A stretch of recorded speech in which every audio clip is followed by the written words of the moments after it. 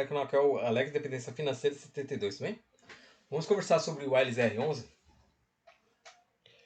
É um fundo que ele está investindo em várias vertentes aí, né?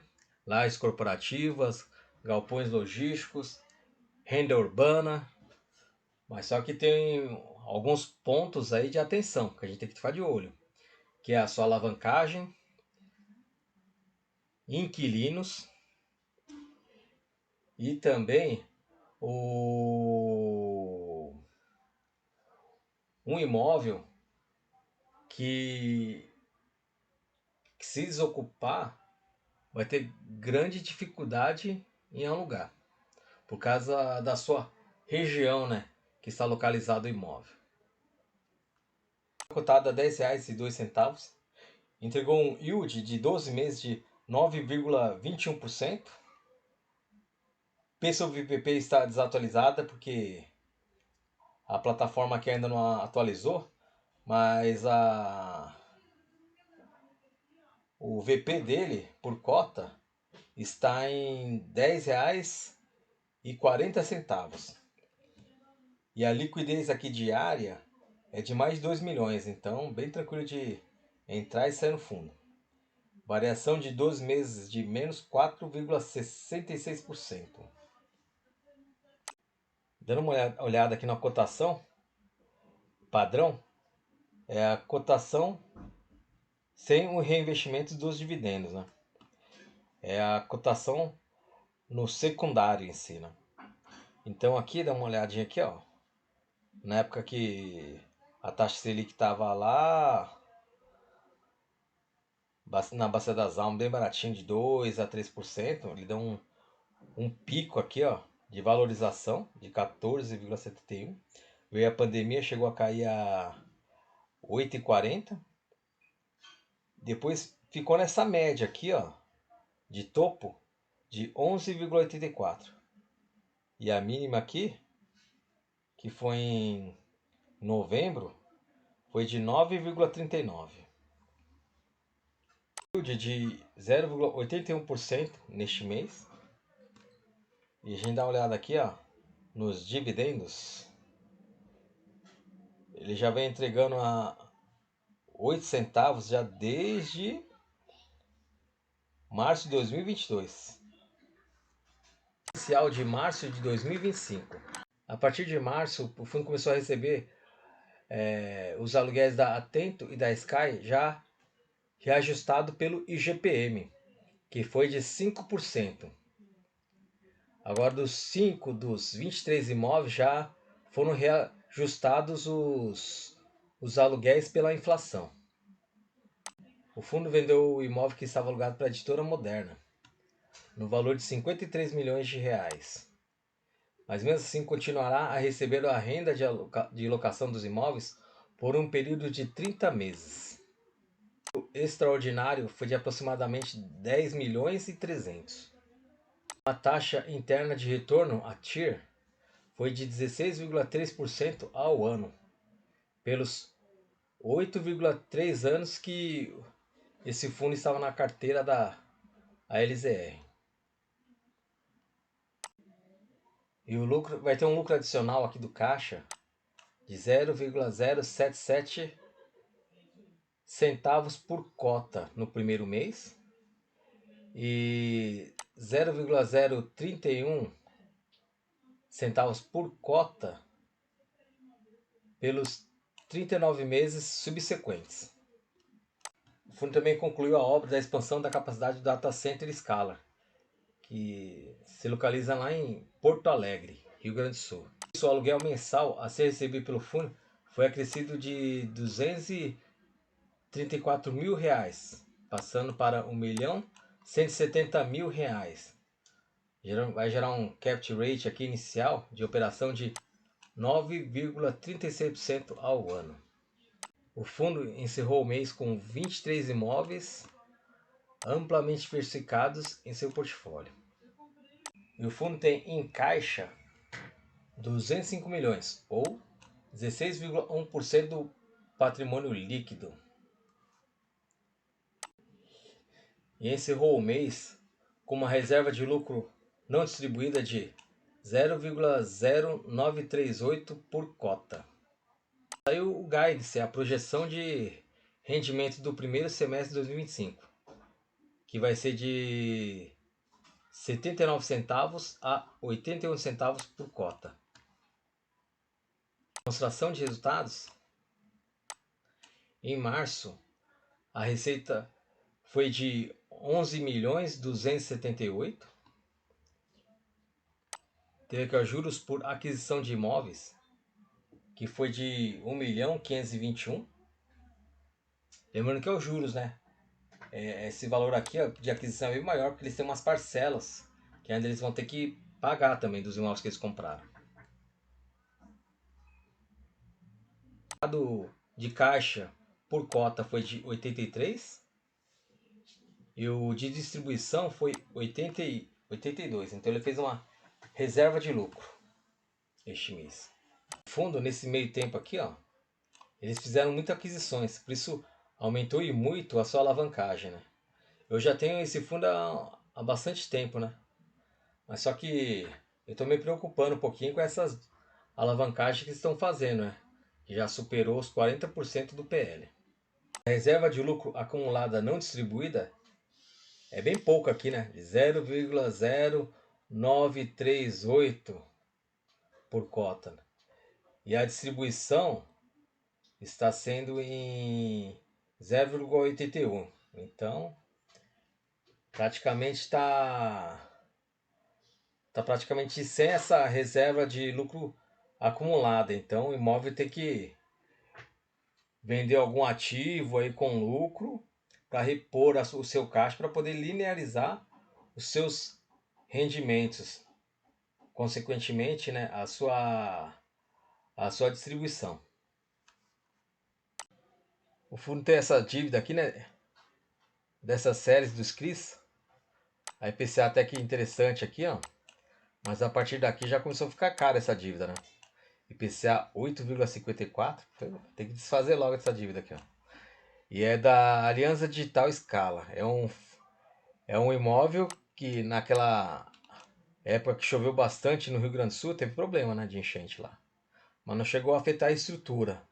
Mas a gente fica com aquele receio, né? Se vai que dá outra chuva e alaga tudo e, e acaba dando problema no imóvel, né? Então, esse aqui a gente tem que tomar um certo cuidado com esse imóvel aqui, ó, nos dias de temporal lá no Rio Grande do Sul. A posição de caixa de valores imobiliários atual do LZR cobre mais de 2 anos das obrigações futuras previstas com amortizações dos CRIs e compras parceladas de ativos. 2 anos. E a partir daqui, só com venda de ativos, venda de imóveis ou de novas emissões. A gente dando uma olhada aqui, ó, um patrimônio líquido de 1.272.158, tem obrigações de crise e obrigações de aquisição de imóveis, está representando 43,7% do PL. É uma alavancagem até que altíssima aqui, né? Para mim, acima de 30% já acende um alerta. Ainda bem que o prazo médio remanescente dos contratos de locações aqui é de quase 10 anos, né? Então, com o valor da receita dos aluguéis vai dar para cobrir os juros da dívida, né?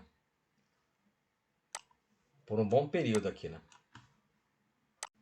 Porque eu acredito que até final de 2016, final do que vai ser o ano que vem, né?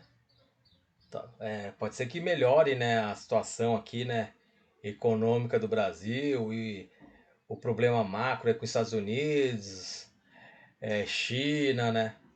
E que o fundo possa emitir novas cotas até lá, né? Ou vender algum ativo, né? Não é possível, né? Tem 2 anos aí para poder resolver esse pepino aqui, ó. Quando o fundo imobiliário comprou esse imóvel no Alphaville, em Barueri, que está alugado para a DuPont, porque a DuPont, esse imóvel de Alphaville é um conglomerado, é um imóvel grande ali, né? Está alugado só para a DuPont. Então isso aí não me agradou muito nessa época, né? Porque está numa área que está sofrendo muito por vacância e é um monoinquilino. E temos como inquilino a Rede Globo, né? Que a gente vê notícias aí que também está passando, que está passando dificuldade financeira, né? Tomara que ele consiga pagar os aluguéis até o fim do contrato, né? Que ainda é de 5,9 anos. E esse inquilino aqui atento, eles já desocuparam um imóvel que eles alugavam pelo fundo imobiliário Sequoia, né? O SECR11. O SECR11 tem um imóvel alugado para eles, né? Mas só que, como eles já andaram desocupando um imóvel aqui, né? Vai que ele desocupe esse também, né? Então, e esse aqui, o contrato é curto, né? De 1,3 anos. E se eles não renovarem, né, o contrato de locação, o fundo pode ser problema. E a do Point ali que eu comentei, ó, representa 13% da receita de aluguéis. Tem uma representatividade grande aqui na receita, né? E o Scala representa 5%. Aquele que já teve problema de alagamento, ficou desativado por um tempo, né? E tem esse aqui do Atento, que é esse aqui, 6%, né? Que é esse aqui, ó. Representa 6% da receita de aluguel.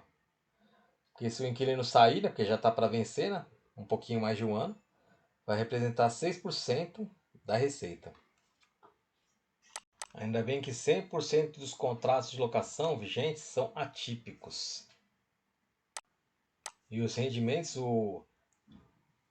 a LZR aqui, ó, vem superando o IFIX e o CDI.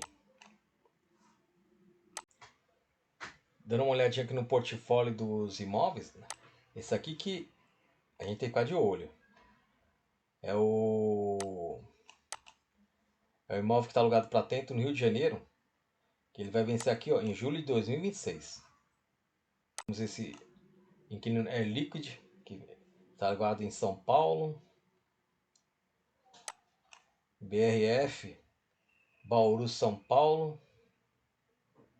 BRF Guarulhos, São Paulo. Bons inquilinos. Tem a Santilana aqui, né? Que o contrato de locação vai até dezembro de 2029. Corrigido pela inflação IPCA. Para quem não sabe, o aluguel é corrigido a cada 12 meses pelo IPCA. E temos aqui a Coca-Cola, Fenza, DASA, também, ó, contrato longo, dezembro de 2035. A DASA Sumaré também, ó, dezembro de 2035. Tem a Decathlon São Paulo.